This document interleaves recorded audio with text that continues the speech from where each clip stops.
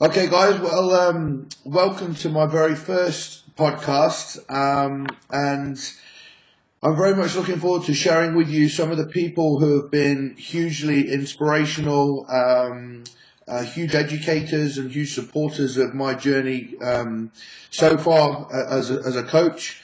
And I hope the information that you'll learn will either inspire you or give you some information to help you cast your mind a little bit wider and look at the resources available to you.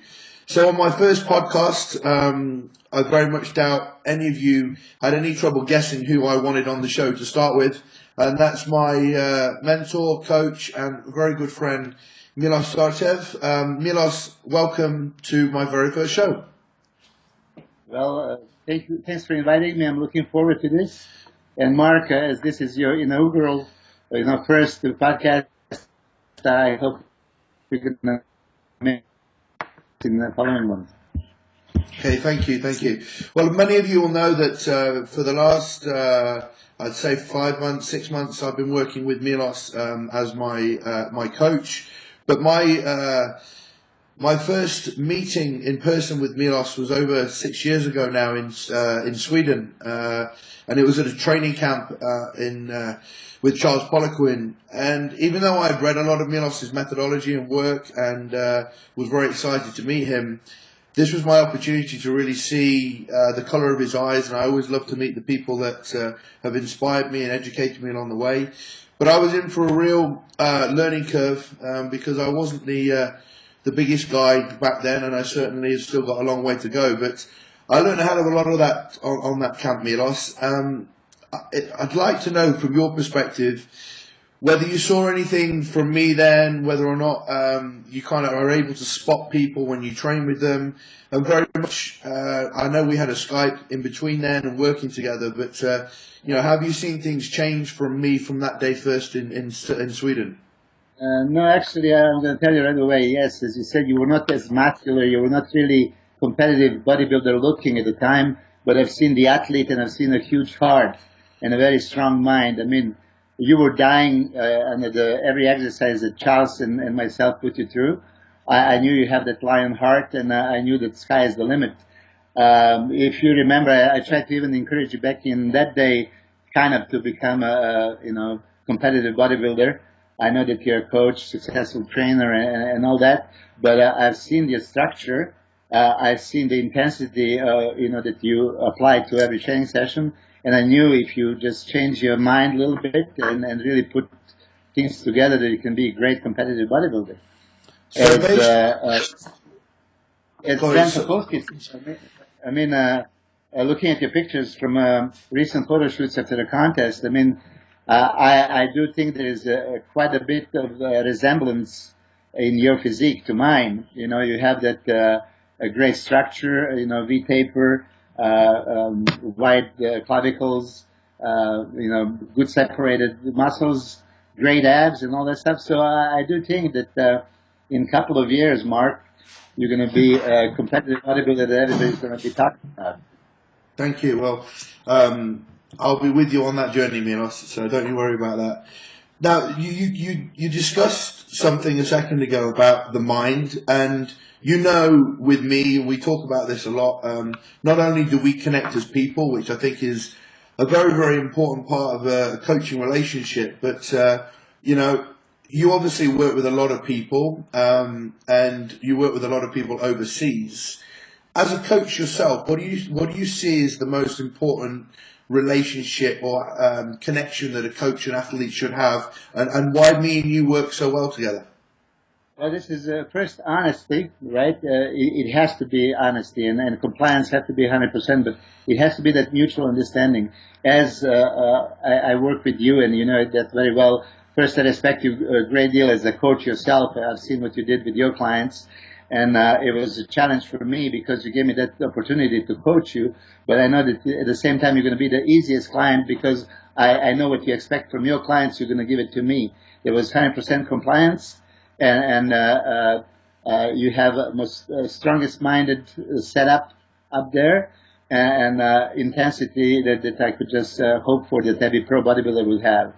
I do think that honesty that I talk about. A lot of people really, I read some of your posts when they go to the gym and train muscles, they don't even feel what the targeting muscle group they are training at the time. So this is first mind-muscle connection that is not existent. Then secondly, that mind has to be clear with your intentions and with your goals. A lot of people would want it, but they don't really know what they want it. You have to set your goals high and believe that you can achieve it. I mean, many times I have people and athletes that they would just question their ability, to succeed. I always say this: I'm a human from flesh and blood, so are you, and I'm absolutely not superior or inferior to you or anybody else. And in every relationship that I have with all my clients, I always ask them, if you want to go to the top, if you're serious, I want to train you. If you just want to be mediocre and give some kind of optimal development, not maximal development, I'm not the one to train you. So first, your mind has to be your strongest body part and strongest muscle. That's the first thing. Besides that, belief in yourself. A lot of people question it, and you would be surprised how many pro bodybuilders actually question that. I had many opportunities with many international athletes. One example that I like to talk about, and this is probably something I mentioned in M10 seminar when I was with you. It's a great friend of mine and one of the strongest minded bodybuilders, which was Hidetada Yamagishi from Japan. This is just one of the examples. He had that strong mindset. He would do anything, but he didn't really believe he could be an Olympia competitor. And once back in 2006, I believe, in some of the bodybuilding forums, people were just bashing him and saying that there is no way he would ever be on Mr. Olympia, as he just started working with me and he was not placing at the top, but he was still making like top 10. As soon as I read that, I put the challenge right there in front of everyone, and I stated that in 1 year, I would put Hidetada on an Olympia stage. And of course, you know how bodybuilding forums are, especially in that one in America, getbig.com, which was, very many negative people there that just like to talk crap. They start laughing and stating that there's no way Hidetada is going to ever make it, which will never bother me. But what was interesting, when Hidetada came to the gym, he asked me, why did I write such a thing? And I said, excuse me? He said, why did you write it can be a Miss Olympia in 1 year? And I said, because I absolutely believe it. Hida, you don't. But Mr. Olympia, but this is impossible. So, I just stated, if you don't believe it, Hida, it's not going to happen. And we made a pact, we made a deal, actually. I asked him to ask his sponsor if they would pay me substantial bonus if he qualifies, and they, of course, arranged it. And that was the easiest money I ever made. As you know, he competed at Olympia in 2007. He accomplished all his goals, and now, of course, he's considered one of the top pros. But so here is one of the examples: very strong-minded individual who would just die under any weight that I put him on in any exercise. I mean, I really tortured him. This was just incredible workouts and intensity that we did. But at that one side, it's not just strong mind that you need. You need to have that belief. And I really do believe that we are all equal. It's just up to the client if they're going to believe that or not. So tell me, what installed the belief in you, and where did Milos, the mind, come from? Was it something in your early days that you had, or is it something that you worked at? Because to teach other people, it's got to be something that's ingrained as a natural aspect of you as a person. So where did it come from? It did came from my father. My father was Dr. Science of Neuropsychiatry. He is the most educated, intelligent person I ever knew. Of course, as his son, he from early days always told me that everything is possible, and if any human on earth can do something, so could I. So this was from very, very beginning. And 6 years old, I was in karate. And then a couple of years later, when I was 8, he put me in judo, because judo was actually an Olympic sport and karate wasn't. So I was growing up in mixed martial arts back in that day, which was not really yet popular. But in this martial arts, you do get this discipline and belief and no quit attitude, you know. And that believing is achieving really was always inserted in me. I do believe that everybody on earth, anybody that listens to this podcast, anything you can imagine in your head, believe it, work hard at it, and you're going to achieve it. If it's bodybuilding, if it's competition, if it's just losing weight, if it's anything physical, it's the easiest thing on earth. Other parts, intelligently, you know, financially, business-wise, it might be a little bit more difficult. But as far as physiques, anybody right now that is listening to this podcast, and as Mark knows, and he has a myriad of successful transformations in among his clients, you can transform your body from anything that you look right now into professional bodybuilding, competing within probably 6-7 years. And if you are more precise and dedicated, maybe even sooner. Back in the day when I started bodybuilding, of course, there was no pro bodybuilders in Yugoslavia, now Serbia. And I think I told you this back in '87 when I left my country and came to the United States. I had written a specific goal that in 5 years I have to win Mr. Universe. I had to turn professional, qualify for Mr. Olympia, and make the living of bodybuilding. And that was my 5-year goal that I inserted, and I put in my mind that this is the amount of time that I needed, and I accomplished everything in 4. And I will tell you this now, you know, sometimes people ask me if I ever doubted, and when I think about back, which never came to me back in the day, but I have never doubted. That was the plan set in stone, and I have accomplished. And as you know, there is so many pro athletes that I work with that actually I inserted that they can accomplish everything, and I'm very proud to be part of that. And one of the things that's so important from my perspective, and I've never worked with a coach who has as much belief in me as you do in me, and I know that I can achieve many, many things. But when you have a coach alongside you who, you know, I can see through bullshit very quickly.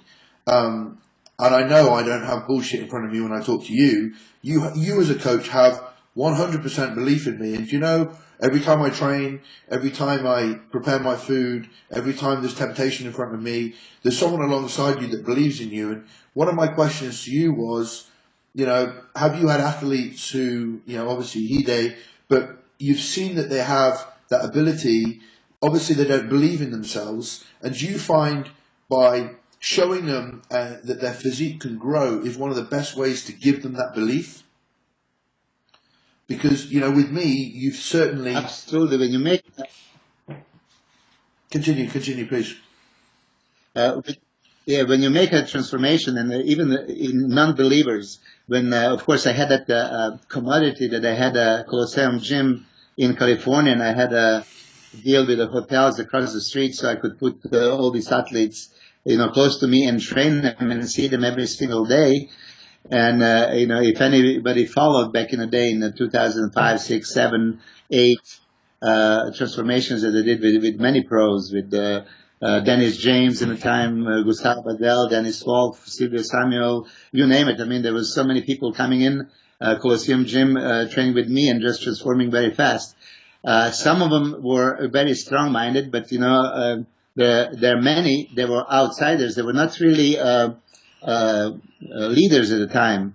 One example was maybe Gustavo Badell, right? 2004, he was not considered to be able to make top 10 at Mr. Olympia. I mean, he was probably about 12 to 15 guy called out in a symmetry round in Mr. Olympia because nobody really counted that he can do something. But I got such a strong strong belief in himself that even at a press conference, I mean, he was challenging Jay Cutler and Ronnie Coleman back in the day, and some people were making even funny comments like, what is this fool doing with these guys? Well, that fool, made the top 3 at Olympia, a day later. And why? Because he really honestly believed he could do it. In your case, Mark, of course, I never discussed this with you, and maybe I'm going to put you on the spot right now in a live podcast.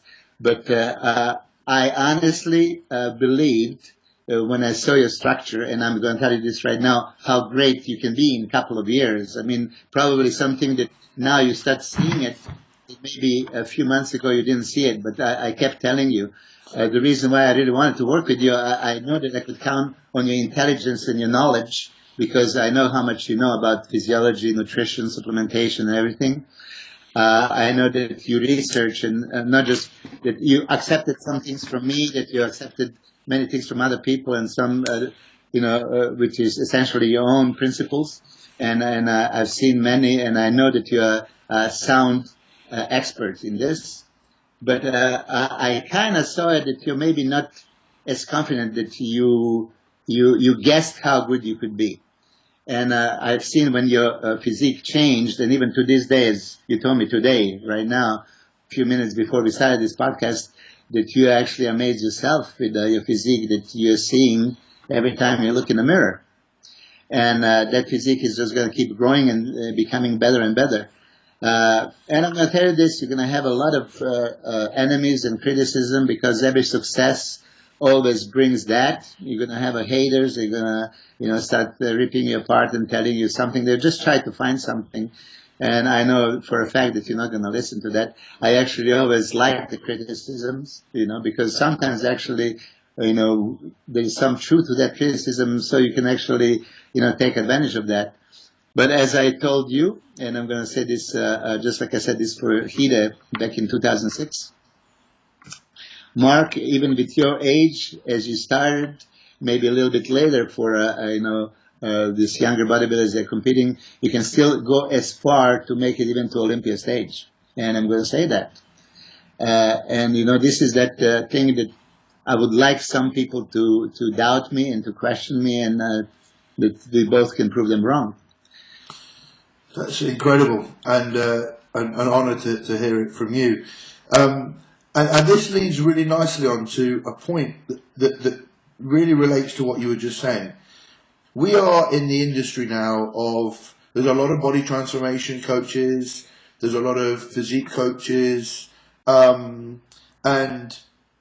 when you talk about giving the belief to someone that they can achieve, one of the reasons why I listen to you and understand you when you say you believe in me is because you've been right to the pinnacle of what every bodybuilder wants to achieve. And when people have coaches who are very mediocre, who haven't achieved a lot with their physique, it's the coach who has the inability to install belief in someone because they haven't been there themselves. And so, talking to a lot of people that have coaches out there, one of the reasons why they're not achieving results is potentially because their coach is a mediocre coach in terms of their own physique. That's absolutely true. And there's another thing is, we talk about many important words, but I'm going to say the most important word that I'm going to tell you, it's always maximized. Everything that I do, it has to be maximized. Just maximal in everything, maximal nutrition, maximal supplementation, maximal muscle stimulation, maximal. So also maximal motivation. I mean, I kind of put the pressure on my clients, and you, of course, I wouldn't want to work with somebody if you don't want to have a maximal results. Really, why would I waste my time, and why would I waste your time? I'm not here to babysit anyone, and I'm sure that you've seen this. And all due respect to some of the clients, maybe they don't have that heart of the lion. But for all of you out there listening, if you're going to get some coach, please request the maximal from him. Ask for maximal results. Question them, of course. Believe me, I mean, as Mark knows this very well, I'm always open for any questioning, and so is Mark. If I'm going to tell you to do something, I have to explain you why I want you to do this, and that has to be sense. I'm not one of those people that believes Just give me the diet. Don't ask me questions. I want people to ask me questions. If diet is a certain way, if timing of nutrients is a certain way, amount of calories, amount of sets, repetition, and so on. Everything has to be, to be maximized to get greatest results. And when we talk about maximize, I don't think anybody who's seen my photos can't doubt the fact that we maximized our results this year. And one question I want to ask you with regards to the prep that you and I went through, which a lot of people have been very interested about, and it's time now to start sharing a little bit more of the knowledge side of stuff. When you worked with me, I know I had a pretty big wobble about 5 weeks in when I was still growing, and I wasn't starting to look lean. In terms of prep, when you looked at my structure, I think we talked about the speed at which I could get lean. Your methodology, which is very different to a lot of people, you kind of gauged right from the beginning how long you think it would probably take to get me lean. So would you mind just explaining your thought process between getting me bigger the first 5 weeks and then bringing me in? Yes, well, in your particular case, it was very specific. You told me from the very beginning we didn't have that much time, and you wanted to be as big as possible, right? And I know how lean you were when I saw you here in Serbia. But I'm going to tell you something. It's very easy for any coach to get anybody ripped, lean, right? But there is that word that I said, maximized. If I'm just going to get you lean, I might sacrifice a little bit of muscle mass. I might, get you on stricter diet earlier, just in case. That chicken shit approach that I call it, because I don't want to take chances. I want to get you lean. I want to get you lean sooner, as soon as possible, and so on. I don't look at it that way. As you see, I'm very had that methodology that I find out a little bit more about your metabolism, what you were doing in months up to the moment when I took you over. I like to know your whole day, when you wake up, when you do the cardio train, go to sleep, everything else. I've seen about how much body fat you had, and I've seen intensity you train. So I calculated, and I know the first part, even though we were pushing a little bit, we had just not enough weeks, I need to make you grow. So fortunately, with you were already following something similar to my principles of changing the calories, having a high carb, medium carb, no carb days. So you already had, pretty much similar setup. I just need to up your calories and up your portions. I know that you were not very comfortable initially with me increasing your portion size, but I couldn't increase amount of meals. So that's the only thing that I had left over, right? And even though there was some digestion problems, maybe too much protein at once, there was a thing that we have to overcome, to actually make you grow. A lot of people don't realize in order to put more size, you have to exceed the amount of calories that is your caloric requirement.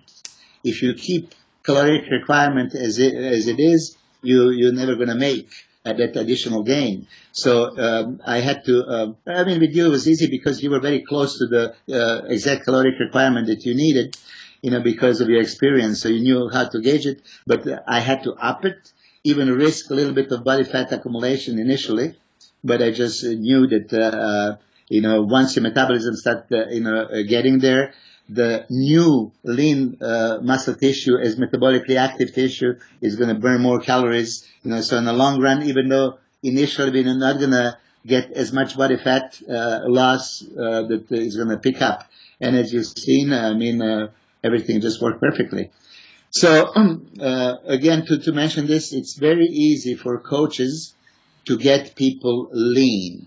To get people lean and add muscle size in process, that's the tricky, and that's where really careful planning and calculations, have to be applied. And do you find something that I took from you actually, but as you said, my diet was set up pretty much how you'd like it, and the fact that you push my calories up. But one thing we have something pretty similar is running these zero carb or very low carb non-training days. And you've been doing this a lot longer than me, and it's something that you've used for a long time. Without me explaining why I think that they work, would you like to tell the listeners why you still favour pulling carbohydrates down on non-training days?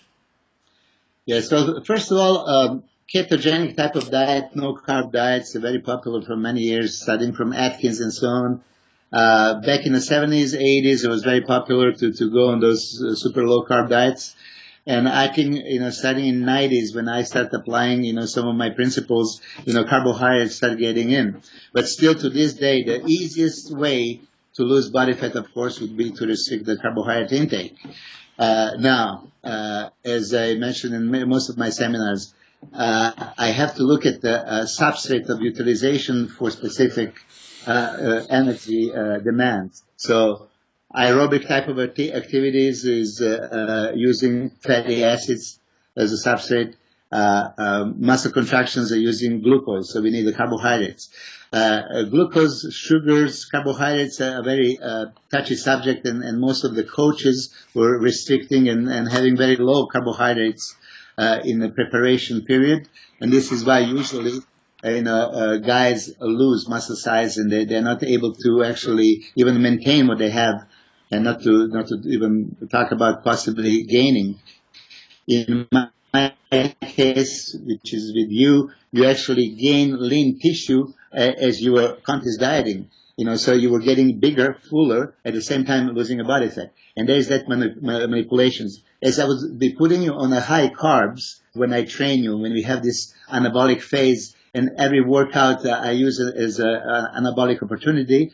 Definitely on no training days, there is no absolute reason to get carbohydrate as a fuel. You're not going to have any muscle work, no muscle contractions. You have no need for carbohydrates. So every non-training day would be mostly just zero carb, pure protein and good fats, with of course restricted amount of calories, because there is no energy expenditure from physical activities on those days. So we have a lot of people saying that obviously your non-training days are an ideal time to recover.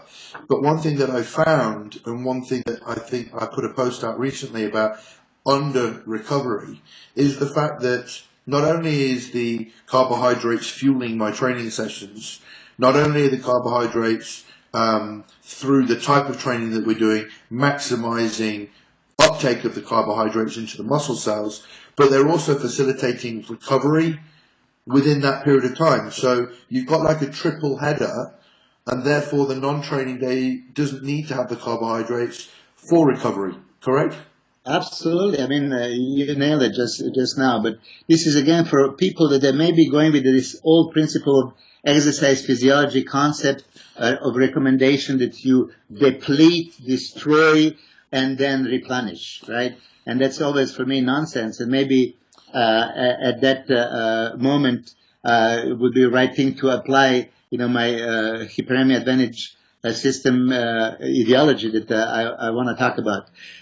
Normally, right, if people deplete, destroy, catabolize, they would need to recover hours later, and maybe that day later, what you talk about, which was accepted. Okay, let's take a day off, and at that day off, fuel, and replenish all these glycogen storage that are empty and recover. Which for me was idiotic, because why would you first become catabolic? Right? You have a increased protein degradation, you have a depletion of nutrients, you break down the house, and then, okay, let's rebuild it on a day off. No. I always believe that there is opportunity each and every day to have a fat burning phase, if you need it, to lose body fat. You have an anabolic phase, which would be workout and post-workout period, and then you would have a maintenance phase. For me, I do believe that you should give body at all times what body needs. If you need specific amount of carbohydrates, protein, and fat, you give them exactly amount that is needed. Then you can optimize this, and actually you can maximize it at the end if you do it correctly. But if any of the nutrients at any point is missing, and one has to be, or your body has to convert one into another, then you are compromising your results. And all the people, they're not doing this pre, during, post-workout supplementation. They don't have a meticulous pre-workout, post-workout meal. They're going to never have a maximized results, and I'm going to sign in my blood, that this is never going to happen. So many pros, many great champions back in the day accomplished great results, yes. So, some people are going to argue, okay, Milos, how can you explain that they achieved such a great results? Well, even those great champions of the past, they achieved those results, I would guarantee they would have even better results if they apply this methodology. Because, as I mentioned initially, my father, who was my greatest inspiration and actually my teacher, initially when he saw that I was bodybuilding, told me, most importantly, that look, son, catabolic state of the body in a medical field is always accepted with a great alert. This is something that nobody wants to be. If you bring some critically catabolic patient into the hospitals, immediately that's urgency to take care of that and reverse that catabolism into anabolic state. Well, every bodybuilder that they don't know how to structure their nutrition, and they train very intensely, every single day are driving their body in catabolic state. Every day in a catabolic state, 2 times a day, maybe for 10 years and so on, you are definitely lowering and shortening your lifespan, because you are breaking down and breaking down and breaking down. My father, from very beginning, told me that, son, instead of becoming catabolic and replenishing later, you can actually accept most logical thing, that if you want to think about it, that you can become anabolic in exact time that you're training. As at that particular moment, you're going to have the highest hyperemia and increased blood flow into the muscle. If you're smart, you can supply all the anabolic, anti-catabolic, fat-burning nutrients, whatever you needed, into the blood. That blood is going to reach the muscle fibers and muscle cells of exact muscle that you're training. You can deliver and insert those nutrients in an exact muscle fiber as you're training. And instead of becoming catabolic by the end of the workout, you would be actually anabolic. So it's much healthier state, and much more effective.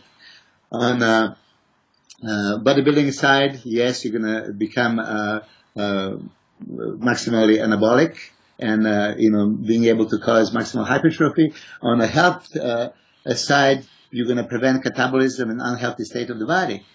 And this is really what I've been doing in early 90s, and I've been preaching, from the time I became pro bodybuilders, and many times back in the day, people were actually laughing about my theories, but as you know, now is very much accepted all over the world, and many great coaches nowadays, you included, suggesting this kind of principle. And it's very interesting, because I don't know many coaches who are using your methodology with day-to-day people. And I wanted to discuss this with you right now, because I'm going to ask you the question and then carry it on a little bit later. But we have a lot of overweight people coming to see us, and we've got quite a good listener range of people that are going to be trainers, and we've got quite a good listener range that are people that are aspiring to be, just have a better physique, and then we're going to have bodybuilders. So we'll make sure we'll cross the spectrums. But there's a lot of personal trainers who will say to me, would you use intra-workout, post-workout, pre-workout with day-to-day people? So my question to you first and foremost is, how long, if you had somebody coming to see you at, say, not now, but in the early days, say 20% body fat, even a bodybuilder that's got himself out of shape in the early off-season, right? 20% body fat, he's going to get in great shape. What would you do in terms of your diet setup, and would you bring intra-carbohydrates in immediately with that athlete?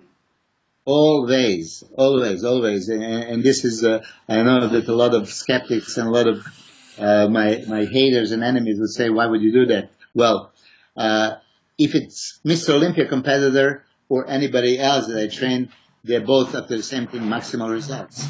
Maximal results in the meaning of losing the body fat and making the... for so-called 20% and higher. I don't think you mentioned obese, but let's say even with obese people,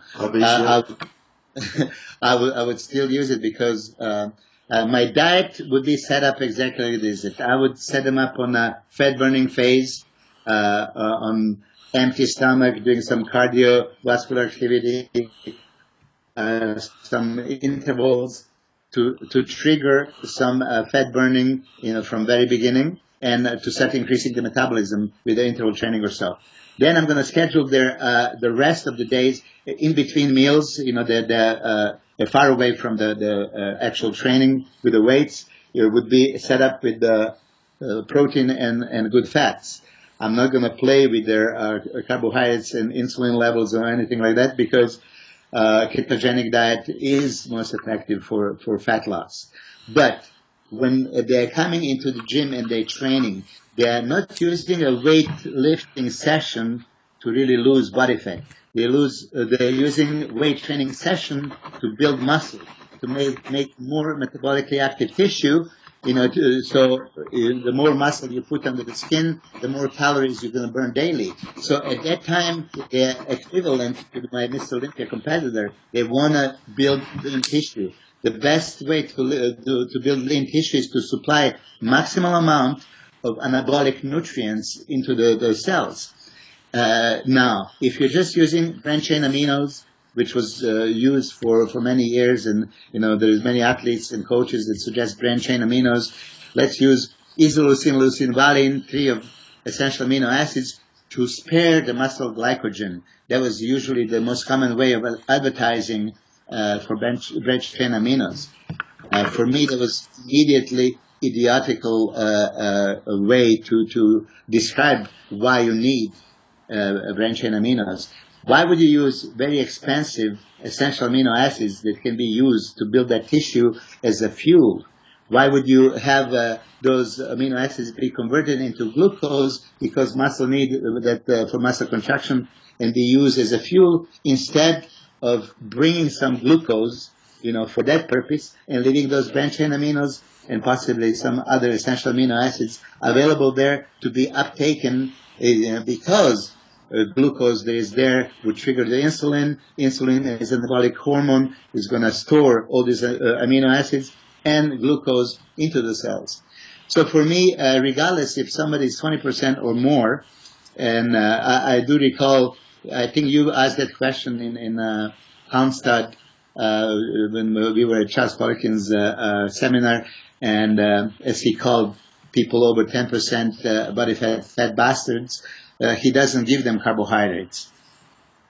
20% body fat. When they are training, they have that unique opportunity. When there is such an increased blood flow to the muscle, it's the best time to deliver all these nutrients, and carbohydrates are must at the time.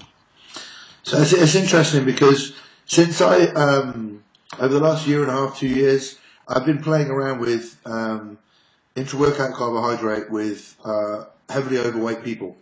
Mm-hmm. And one of the main reasons I arrived at the thought process was because overweight people had a poor work capacity. And when I started to add in as little as 15 grams of carbohydrates intra with a pre-training meal, their productivity went through the roof. And I see a lot of people putting people on strictly ketogenic diets where the client after 2 weeks, 3 weeks, maybe 4 weeks, has no energy, their brain's fogged, their muscles look really flat. Even though they're overweight, they look tired. And when you suddenly start giving somebody intra-workout carbohydrates, they train more, they develop more tissue quicker, and like you said, they get leaner. They get leaner because of the increased muscle mass. So the thing for me is I'd love to be able to affiliate with somebody and do more of a study on day-to-day people, and even 20 pre, 20 during, 20 post is enough for me to see anabolism. But the interesting thing here was, unless somebody is severely diabetic and has a blood type disorder that says that they cannot actually metabolize carbohydrates, that person can still handle carbohydrates. just because their body fat's high doesn't mean that they can't put them into the muscle, correct? Absolutely, absolutely. I mean, but it's all logical. Everything that you just said, if anybody is really paying attention, I used actually a quote from Socrates many times. I cannot teach you anything, but I can make you think. I want all the people to think about what just Mark said. Of course, that people that they have a low work capacity because they're on ketogenic diet and they don't have any carbohydrates needed for that workout, when they get these 20 grams of carbohydrates, or 15, as you said, even before, a little bit during, and then after, all of a sudden they have a greater level of energy. They start training more intensely. They start getting results, building some muscle tissue. No brainer, of course. I mean, this is just so logical for me that I'm quite puzzled how come people don't get that. So anybody that is training, I would highly recommend pre, intra, and post-workout supplementation. So when we were in Serbia, and it was one of the hardest workouts I've done. You put me through a leg workout with Jordan, when Jordan Peters came over with me. And there was that standard smile on your face of satisfaction when I could hardly walk. But what was interesting was when you said to me the amount of carbohydrates that you think I use during a workout. Now, I'm going to ask you two things.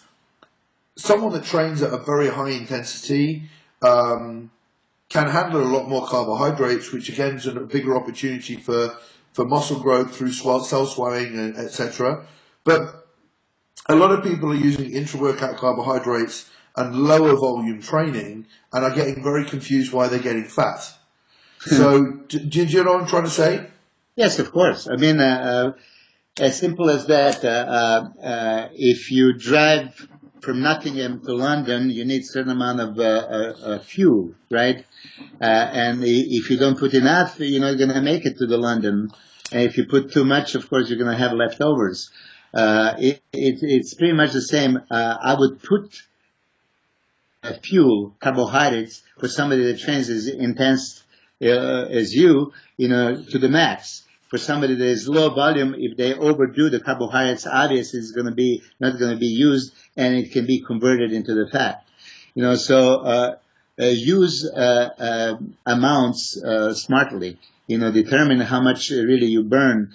I've seen actually some studies back in the day before I actually met Charles. And Charles Poliquin is somebody, as you guys know, I respect a great deal. He's a great friend of mine, and we did many seminars around the world together. He's actually the first one that I've seen that recommended 200 grams of glucose post-workout. And initially, when I heard this, of course, Charles, sorry to say that, but I was saying, who is this fool recommending this? Seriously. And this is before I ever met him. But then when I started, seeing some of his explanations and all this stuff, he based that number on amount of glycogen that is being depleted. So say, hold on a second. I mean, is this really how much glycogen is being depleted? And if so, this is the amount of glucose that we can intake. Instead of depleting the glycogen, you can bring that much glucose into the workout. Obviously, glycogen is stored energy from carbohydrates, used only if needed. If there is glucose in the bloodstream, there is no need for glycogen to be depleted in that glycolysis. But Charles is actually the first one that opened my mind in the amount of carbohydrates that can be used in an intense workout session. So this is the question leading on from that then.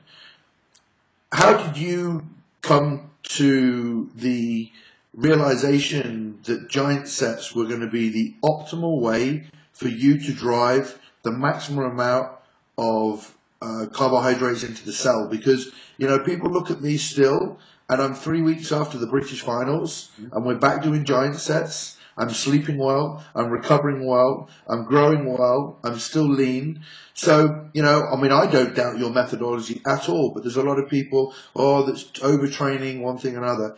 Now, how did you come to realize that giant sets were going to be the ideal way for you to maximally get sugar into the cells? Well, okay, let me rewind this a little bit, so people understand first.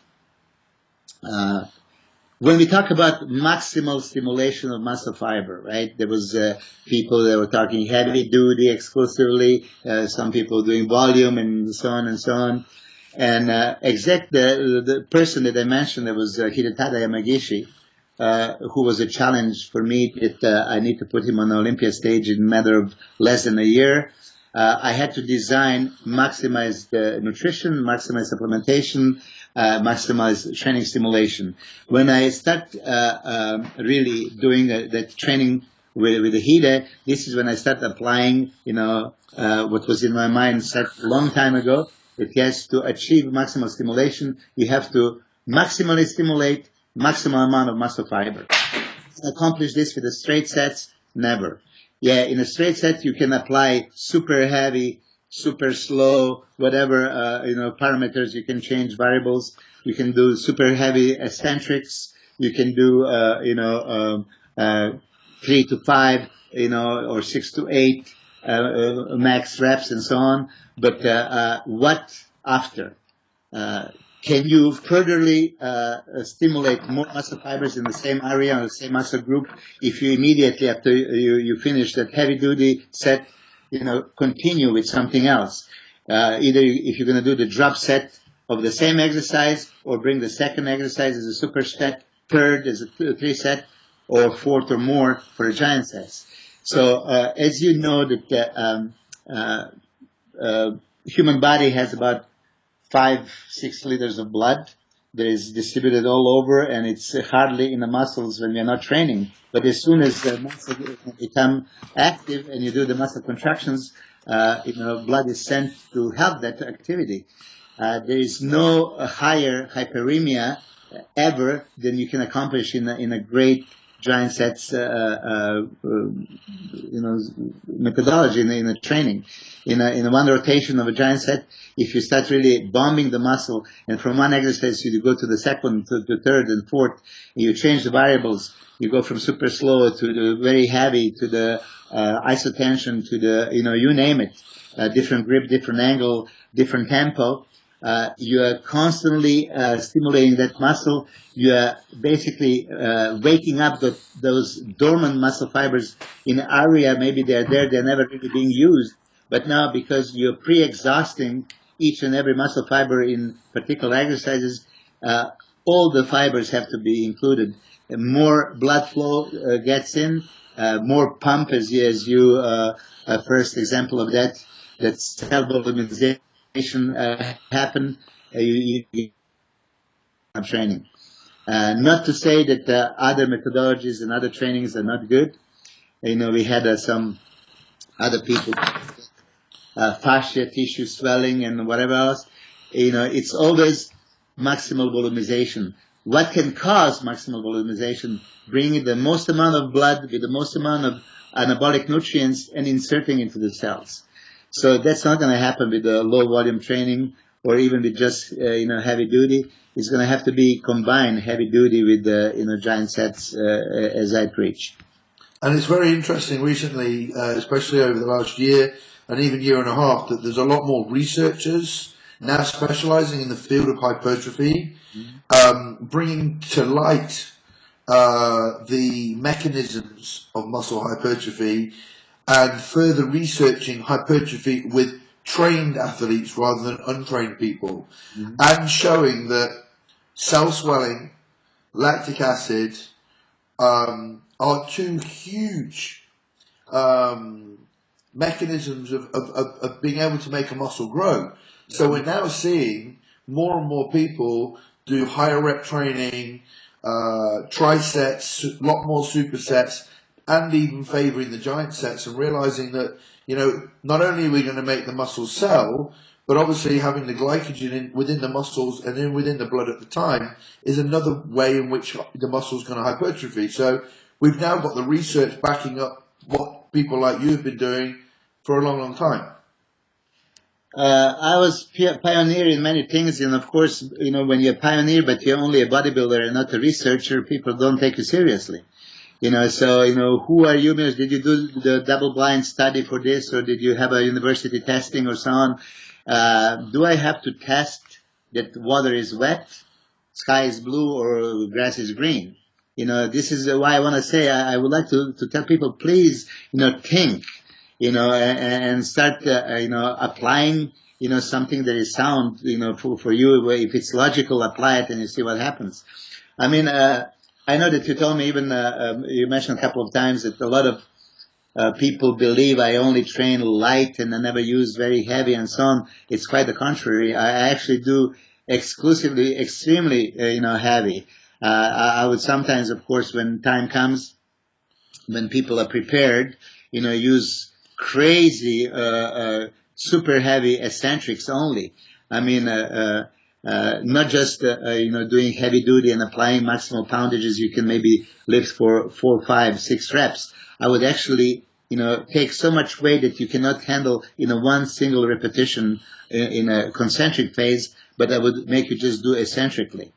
So it's just, again, bring the new stimulation, new information to the muscle, apply it, in a, let's say, first exercise. In a second exercise, I might reach, something strength specific, not even hypertrophy specific, just go, strength specific protocols, and then go into hypertrophy, maximal hypertrophy, then into the volume giant sets and so on.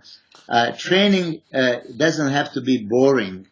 I was saying before, and all due respect to Arnold Schwarzenegger or all the other great pros, but anybody on this earth right now can just say what Arnold did for chest, for back, for biceps, triceps, for entire career.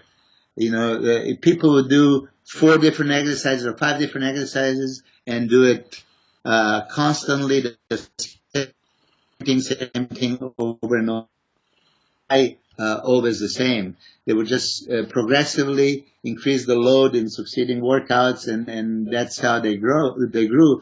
But I always believe in variety. Please understand that it's different.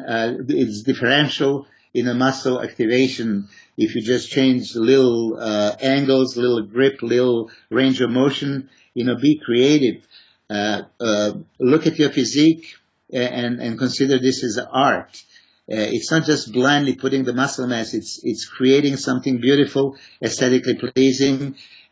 And if you have some lacking, not parts of that body part, there's upper, middle, lower, inner, outer, chest, and stuff like that, and a particular area of the muscle that can be improved.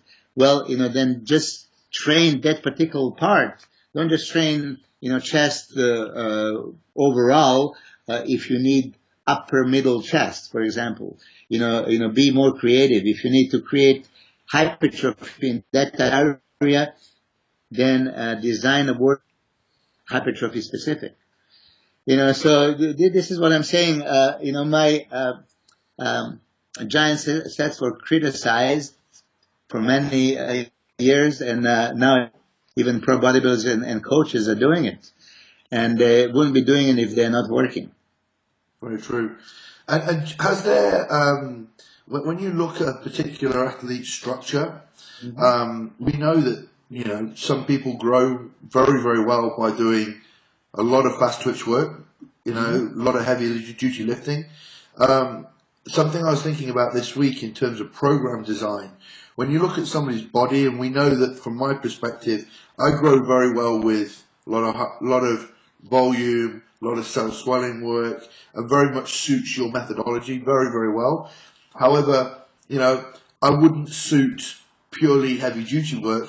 I don't grow as well. But there are some athletes, especially sprinters, etc., that really do well on heavy duty work. With your program design setup, would you, with particular body types or muscle fiber structure types, favor more heavy duty at the beginning and then less of the giant sets but still giant sets, or would you just train everybody the same?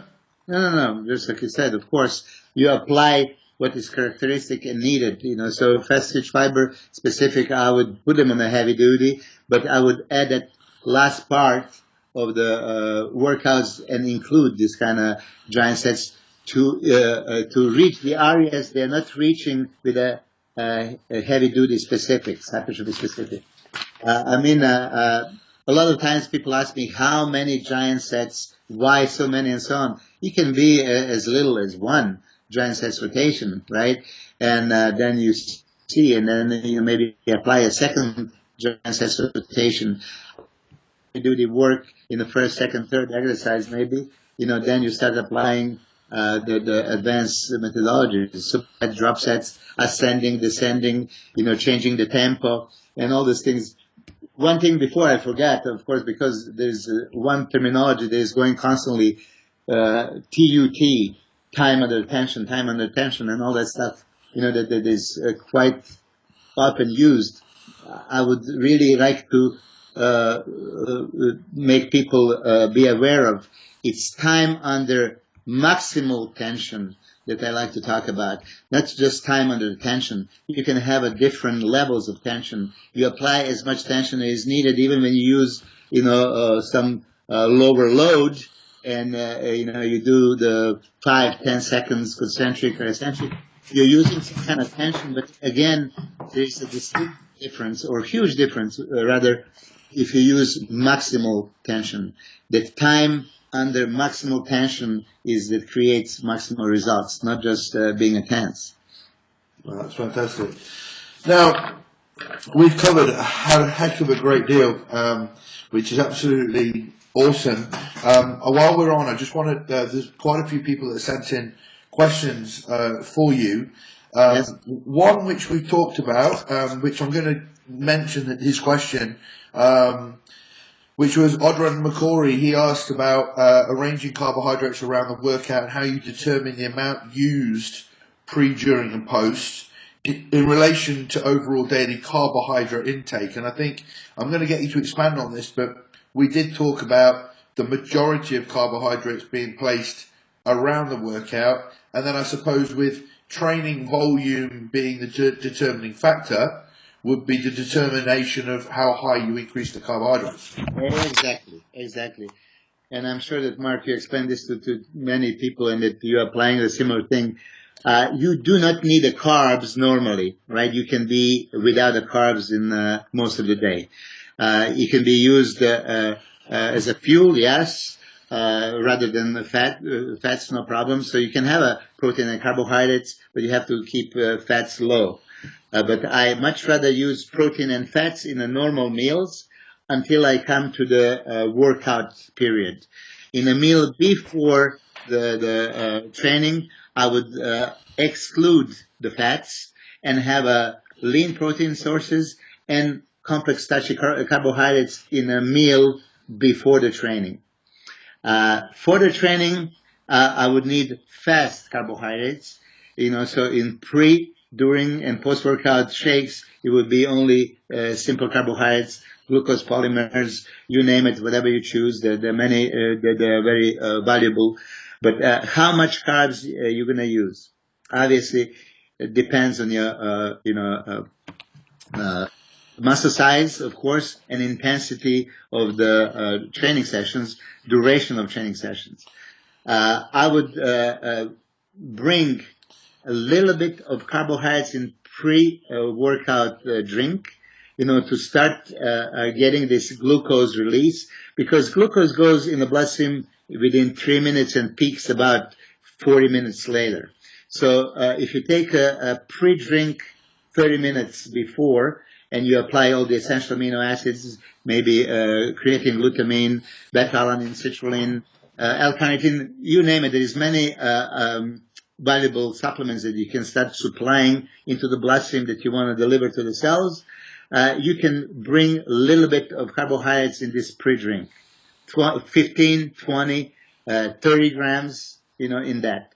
During a training, as I discussed with Mark in the seminar in M10, for ladies, it can be from 20 to 50 grams of carbohydrates for the amount of work they're going to do during the training. But as we know, some ladies are training really so intensely, I put some of the girls up to 75 grams of carbohydrates. For bodybuilders, low volume, I would put them on 50, 60. High volume, 100, 125, even 150, during the actual training. So why that many? As I already said, this is how much glycogen would be usually used in this period of intense workout. So instead of using a glycogen, we can bring that much glucose. If you're carbohydrate loaded, you have a lot of glycogen, and you're afraid to use that much glucose, fine, cut it in half, use 75 grams of glucose, so you're going to have a blood glucose delivery from this drink, this equivalent to 75 grams, and your glycogen storage is going to give you another 75 grams of carbs. You're going to have your 150 grams needed for the muscle contractions for this duration of the intense workout, fine. You're going to then need to replenish that glycogen that you have lost in post-workout shake, post-workout meal, and a few hours later. So this is how I determine. I mean, really, this is something that people have to experiment. And Audrey, if you mention, I don't know if you used this before, but if you train intensely, you can be sure that you can burn about 100 grams of glucose in the training minimum. If you are afraid to bring all 100 grams in a way of maybe simple carbs like dextrose or some polysaccharides like Vitargo, amylopectin, or the cyclic dextrins that are being used. It doesn't matter what you're going to use, but don't be afraid to use it. If your diet is clean before, it's going to be clean after the training. This is the amount of carbs you need to have a maximal results, for a training session. And it's interesting because so many people are frightened of overtraining nowadays. It's probably one of the most common emails when people see videos of me training, whether it's with you in Serbia, the training camp, or the videos I make myself. They're all, how's your CNS? Aren't you overtraining? I at this stage in my own training career and bodybuilding career as it is now, have never recovered as well, have never performed as well. I'm growing faster than I ever have. My sleep is brilliant. Yet when people watch me in the gym, they think surely this guy only does this once a week, and I don't. People that don't know, I'm training 7 times a week at the moment, and I'm still doing cardio, and that's still in place, and I'm recovering well and feel great. So one of the questions Ben Heron said was, training at Milos talks about training intensity and people not training hard enough, and that Milos's training has shown me, that intensity, should be at this level. Is it not too much stress on the nervous system and overtraining? And so, your thoughts to just reiterate how important your intra-workout carbohydrate fuel source is for recovery as well. Well, I do remember even when we started, you were training once a day only, and then you were kind of afraid to do the second workout session. You remember, those days? Yep. And I did tell you that I averaged 550 workouts a year for 15 years straight. I mean, this is, pretty much 2 workouts a day, 6 days a week, or 5 days a week for most of the time when I was pro. I never believed in this overtraining thing. I do believe that our body is very adaptive mechanism, and if you supply all the nutrients needed, so you really perfected your training, nutrition, recovery in a 24-hour period, you are not going to be the catabolic need, for this extra recovery. And yes, you put tremendous stress, central nervous system, to the intense training, but the higher demand, higher delivery, higher adaptation. And I'm glad that you're one of the examples of very successful people that now you gain so much muscle mass, you're training more intense than before, longer than before, more often than before, yet you are growing, sleeping well, and your body is responding. So my question, Milos, was that I find this very, very interesting in the industry now, that there are very many people who start exercising and get very, very fatigued very quickly, who get, as you call it, catabolic. They're training their clients in a low carb state. They're very depleted. They get very tired very quickly, and people don't want to carry on training. So, we talk about this ability to recover. I personally believe that the people that are new to training are going to have less recovery capabilities than more advanced people. So it's even more important to try and fuel the workout and then prioritize fat burning at other stages, especially with people newer to fitness. Yes, you made a strong point. I mean, people that are more experienced have a greater adaptation because they had those muscle fibers for a prolonged period of time, being able to start adapting to this. So, as you said, for beginners, it's even more important.